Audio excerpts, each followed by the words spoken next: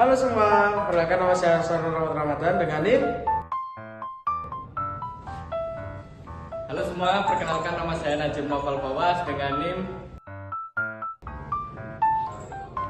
Halo semua, perkenalkan nama saya Yuanda Aura dengan NIM. Halo teman-teman, perkenalkan nama saya Nurul Andiardela dengan NIM. Halo semuanya, kenalin nama aku Rika Syafira Fauzia dengan NIM. Halo semua, perkenalkan aku Azhar Rahmal dan Rosabila dengan NIM. Kami dari kelompok 4 ingin mendemonstrasikan kegiatan belajar mengajar menggunakan teori dan materi yang kita ambil adalah ikuti terus ya guys ya. Siap semuanya. Siap. Hari ini kita akan membahas tentang globalisasi terlibat masyarakat khususnya di Gen Z dengan menggunakan perspektif Edward Thorndike Trial and Error Learning. Menurut Thorndike, manusia belajar dengan mencoba mengalami kesalahan, lalu memperbaiki hingga menemukan caranya. Nah, bagaimana Gen Z Indonesia menghadapi globalisasi dengan cara ini?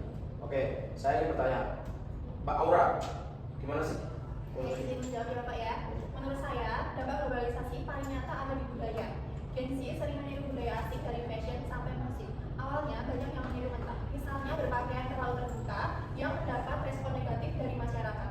Tetapi dari pengalaman itu, mereka belajar menyesuaikan, tetap modern tapi sopan sesuai budaya lokal. Ini contoh trial and error dalam identitas budaya. Itu Bapak.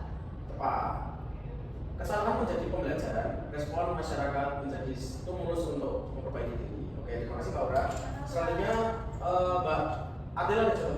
Izin menjawab, menurut saya pada era sekarang itu media sosial banyak mahasiswa yang ikut-ikutan membuat tren prank dan provokatif. Namun setelah terkena teguran bahkan akun terblokir, mereka membuat konten yang lebih positif. Jadi Gen Z belajar etika digital lewat trial and error, yaitu gagal dulu, dikoreksi lalu berubah. Gitu Pak. Ya, globalisasi digital mempercepat proses trial and error karena feedback langsung datang dari publik. Oke, terima kasih Mbak Adela. Selanjutnya deh, saya minta untuk Mbak Rara. Baik, saya ingin menambahkan dalam pendidikan juga begitu Pak. Awalnya banyak yang pakai internet hanya untuk hiburan, tapi setelah merasa ketinggalan, mereka belajar menggunakan platform global untuk belajar. Contohnya ikut kursus online, forum internasional, atau webinar. Kesalahan awal justru menjadi pintu masuk untuk menemukan cara belajar yang lebih efektif. Bagus. Dari trial and error tadi lahir yang namanya inovasi, gitu ya. Oke, selanjutnya Mbak Ida coba. Nah, menurut saya, trial and error harus diarahkan dengan nilai. Pancasila bisa menjadi filter. Misalnya, saat meniru budaya asing, Gen Z harus bertanya, apakah ini sesuai sila kedua tentang kemanusiaan? Apakah memperkuat sila ketiga persatuan?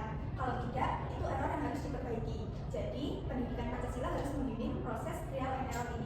Gitu, Bapak. Oke, sangat tepat ya. Tanpa nilai trial and error bisa dilakukan. Oke, terima kasih. Terus selanjutnya Mas Najib coba. Saya ingin menambahkan Pak, globalisasi membuat Gen Z menjadi konsumtif. Mereka sering belanja online dan juga ngopi di cafe hits yang awalnya boros dan akhirnya menyesal karena keuangan berantakan.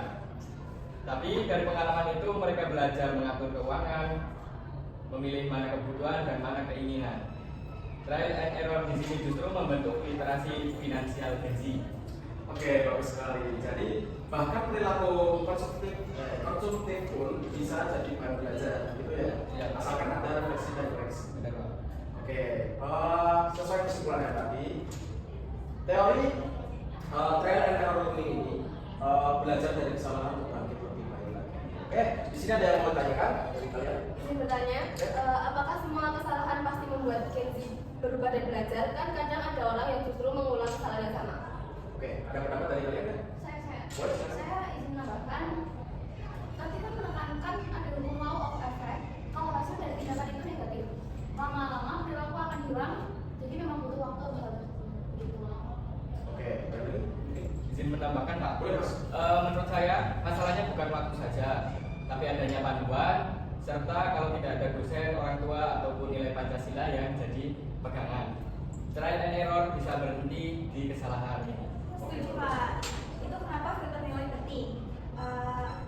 Kalau tidak, globalisasi globalisasi bisa menyesatkan, bukannya mendewasakan. Gitu Pak. Oke, dari jawaban-jawaban kalian ini bagus sekali ya.